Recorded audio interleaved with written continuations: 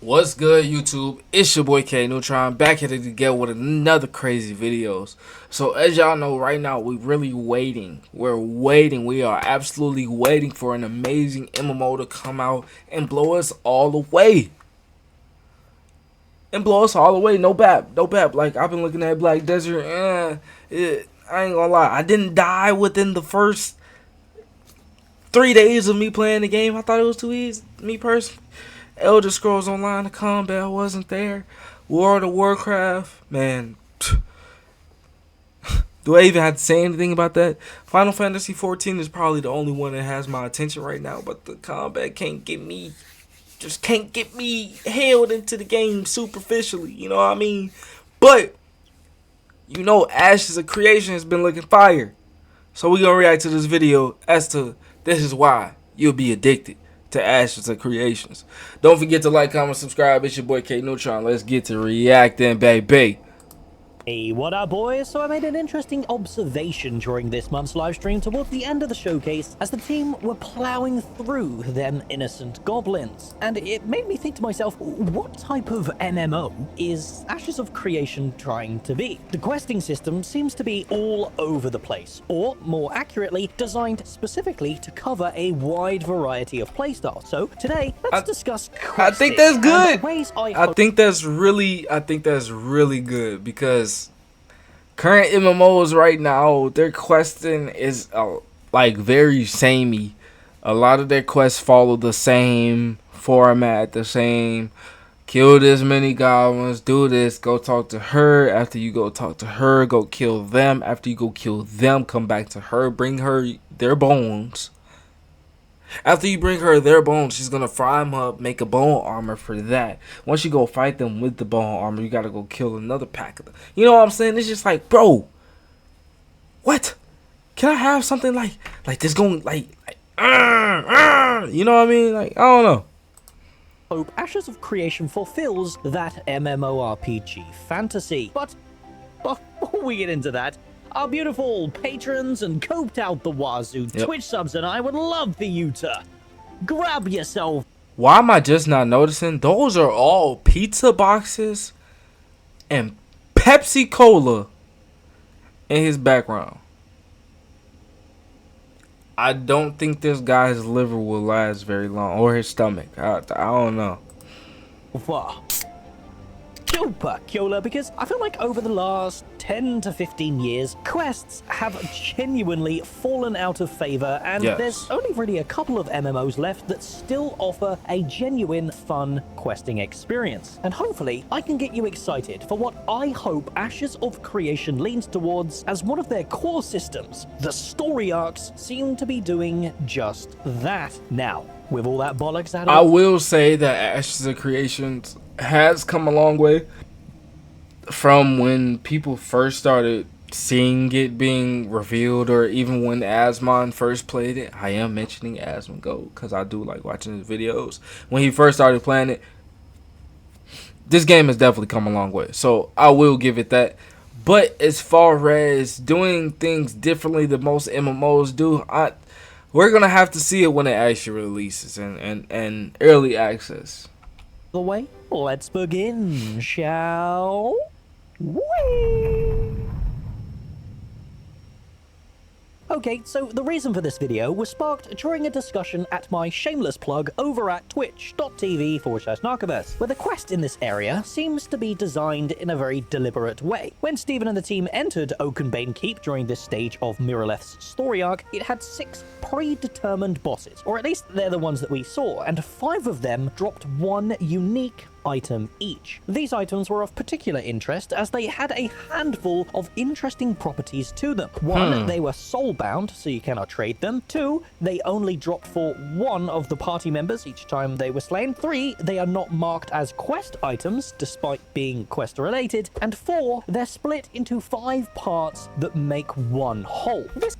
Okay, so soul-bound, untradeable, only 1 dropped per kill, no special quest item restrictions, and it's whole item splits. It's 1 whole item that splits into 5. So there's like each. I kind of like that. I like that, giving players like options based off of what they do after they kill the boss. You know what I mean? And like the soulbound and untradeable, I really think that's really freaking cool. Like one item specific per player. Like one item is like, I don't know, it's different for each player.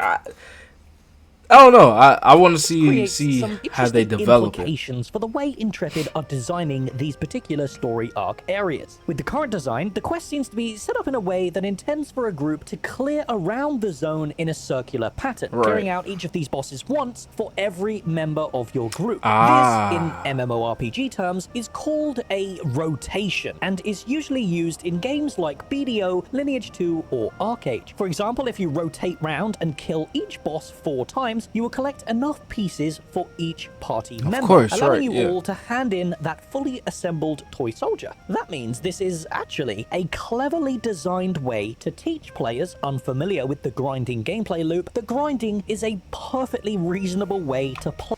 I think that's really cool. I think that's really freaking cool. And depending on which boss it is, only thing is they would probably have to differentiate between the order that people would want to kill bosses, or the order of how people kill bosses. If they can really increase it being random for what boss you might fight or the area that you could be in, I don't know. I just think it could be really cool. Really cool depending on how they do it. Obviously, I'm no game developer, as you can tell by me just struggling to think about the multiple things that they could do with it, but I think it could be Play really and cool. enjoy MMORPGs. After all, quests in WoW are just grinding random mobs presented in a way that doesn't feel like you're grinding random mobs. When they don't feel like grinding, I would call that good quest design, and likely one of the reasons why World of Warcraft blew up in popularity. Is the intent in Ashes of Creation to grind our way through our daily playtime, similar to games like Lineage 2 or Black Desert? Or BDO. Or are the systems designed in a way that offers a more linear experience similar to World of Warcraft? That could... I think that it should kind of try to do both.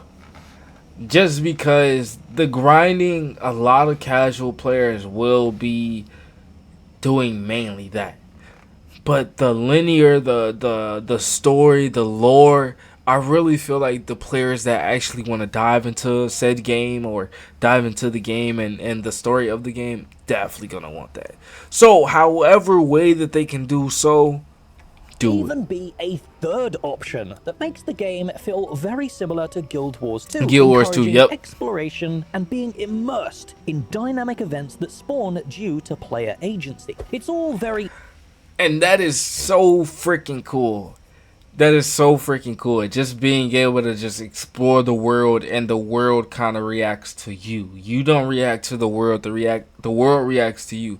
And that being in Guild Wars 2 is obviously what keeps it up there with like a list of the top 5 MMOs that people love to play. interesting and definitely excites me when considering the long-term implications of this MMORPG's content. But let's go back to story arcs. These are the pinnacle narrative story of the area, and from what we've seen so far, they seem to be fairly shallow, more encouraging players to just go from A to B rather than completing unique and interesting objectives. For example, the one in this area is to simply go inside the zone and loot a supply crate. This could of course just be a single stage of a very long quest chain. However, when looking at these story arc objectives in the past, they do seem to be just go to location and interact with NPC right, yeah. or object. So what makes quests interesting in an MMO, and which MMO did quests the best? I don't think anyone is going to sit there with Cheeto dust in their beard and tell me that RuneScape doesn't have the best quests in the genre. While it may have the best quest in the genre, I would not play it just simply based off of those graphics and the simple fact of gameplay. The only reason why I think people still play RuneScape to this day is people are still to this day trying to hold that sense of nostalgia that they have from old school RuneScape. That's Despite just my honest OSRS's opinion. primitive gameplay, no other MMO has ever been able to capture the same immersive, rewarding quests that RuneScape has to offer. Each quest is designed with a unique narrative, requiring you to use a plethora of built-in gameplay mechanics and isn't afraid to gate people behind very long-term progression. The quests in RuneScape usually reward the players with game-changing benefits that make that previous grind so worth it. There are so many memorable quest lines in RuneScape, and for the most part, you can't even explore half the game without completing them, and that, to me, feels like a genuine sense of progression, unlike any other MMO currently on the market. Are Ashes of Creation... I think we would just have to see how that can be implemented into a game like Ashes of Creation. Quest arcs planning to be something similar to this, locking powerful benefits behind long-term progression from both the node system, artisan skills, and player skill? I believe it is, and the team have even mentioned a whisper of this during our first glimpses in the Tower of Carfin showcase. Or the quest that you do, like, it's not just a matter of completing the laundry list of things that the NPC has you do, but you pick from a whole bunch of objectives, many of them optional, some of them, if not most of them, hidden when you first undertake the quest. So you could blaze your own trail or whatever, but depending on which objectives you complete, those are the things that help the server aggregate what is going to happen in later phases of the story arc. And that's what I think is really, really cool. Being able to do one thing, and based off of that one thing that you're doing, you have a full storyline that you can follow based off of how you chose to interact with one decision. Like, if you're given 3 choices, each of those 3 choices can lead down a different road. If the gameplay is like that, chef's kiss. That's all we asked for. That's all we asked for. It's like across all of the players participating during that time frame, what objectives they decide to complete. That's what drives what happens and what quests are available, what NPCs are pulling ahead of other NPCs in terms of their progress toward their goals. I think that's and cool. How you complete your quest matters. Yeah, with some objectives, being exclusive of one another, so helping one NPC will lock you out of helping a different NPC. Why am I getting the ad?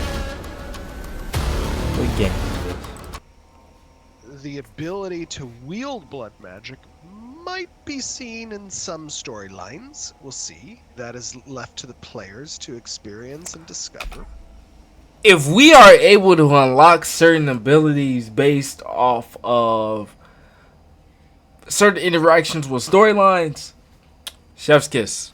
Chef's kiss. I would like it. It would definitely remind me of Shangri-La Frontier, which is a perfect anime that, it's a great isekai. Those types of choices might have ramifications on your character and or ramifications within storylines. And, whether players will be able to wield blood magic is kind of up to the different storylines you all explore. Of course. With that said, if this is the overall... So we'll basically be able to play as Choso from Jujutsu Kaisen, depending on how we play our storylines. Make sure y'all playing your storylines right. Of Creation, then, I do want to give some feedback related to these story arc locations. This is very likely feedback that they were expecting and is on the chopping board to fix. But locations like this need memorable and unique looking bosses for them to retain the interest of players returning to these locations. Right now, the bosses themselves all share the same model and mechanics as the standard elites. Boss design from both an aesthetic and mechanics point of view is one of the most crucial parts of an MMORPG. And although a minor location like this doesn't need to have months worth of work put into the design, it is still important to vary the encounters. Personally, for me, I think multiple goblins and trolls is okay for a starter enemy, but once I'm past level 10, I need to be fighting some ghosts, maybe some elves, some dark elves. Maybe I gotta fight a gargoyle that just came from a castle because they're enchanted by some dark magic, some fire.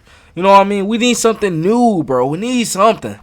the worst thing you could do to the gameplay loop is have the players treat the bosses similarly to the mob farming itself. Zero prep, zero care, and zero threat is what killed MMORPGs open Yep. worlds, and besides, they are the leaders of the clan, so why wouldn't they be far more dangerous than their minions? Now, to conclude, I just want to go back to Ashes of Creation's story arc areas, as they seem to have some very interesting mechanics in place to further spice up this grinding gameplay loop with a variety of unique mechanics. Firstly, the open world PvP aspects create some interesting tension in areas like this, as players could... I agree. Open world PvP, if done right, can be amazing. But open world PvP, if done wrong, man, forget about it. I get off that game so quick.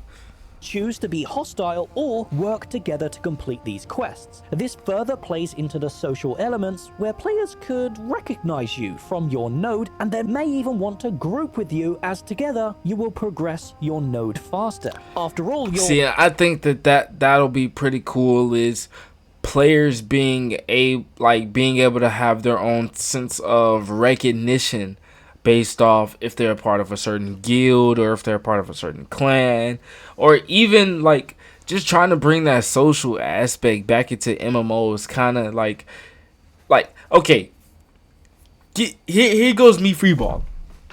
If a MMO was to give us the questing and the leveling of solo leveling, Shangri-La Frontier, or Sword Art Online, they would ultimately have a fan base for the rest of their lives, for over decades. Promise you that.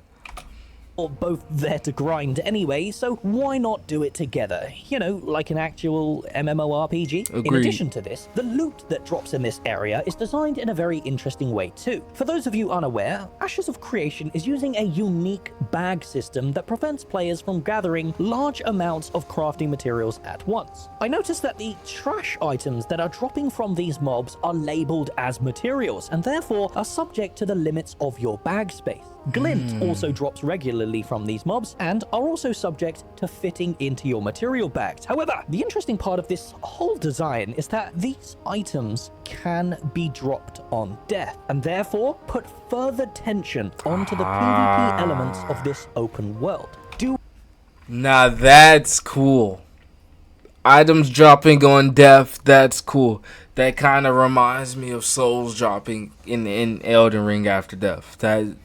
That's cool. That's gonna make open world PvP a little more like spicy. You're gonna be afraid for somebody to attack you because you might be running around with a new sword that you just got after you just defeated a boss. And not gonna lie, if I see somebody waiting for me to run out of a boss's spawn area just because they know I just got like a legendary weapon from that boss and they don't have it and they choose to kill me to steal it, oh, it's gonna be hell, bro. It's gonna be hell. Other groups of players want to risk PvPing and dropping the mats that they've acquired, or perhaps groups would come to this area specifically to steal other players' hard work. It's a very intriguing design, and one that I look forward to watching unfold as social etiquette is formed in the world of Vera. But as usual, I am Agreed. just one nerd, desperate for a good MMO, and my opinion means nothing without yours in the comments below. And hey, if you made it to the end of the video, clearly you enjoyed it, or maybe W video, man. W video. I actually am pretty hyped for Ashes of Creation. I will say that the graphics look pretty good. The combat looks not too bad. The communication from the developers is absolutely amazing. It kind of reminds me of the communication that people from the Warframe community get. Digital Extremes is amazing with their communication. I think that the creators of Ashes of Creation has been absolutely amazing with the communication with their fans. But other than that, man, appreciate you for watching this video. Don't forget to like, comment, subscribe. It's your boy KNeutron. We out, baby.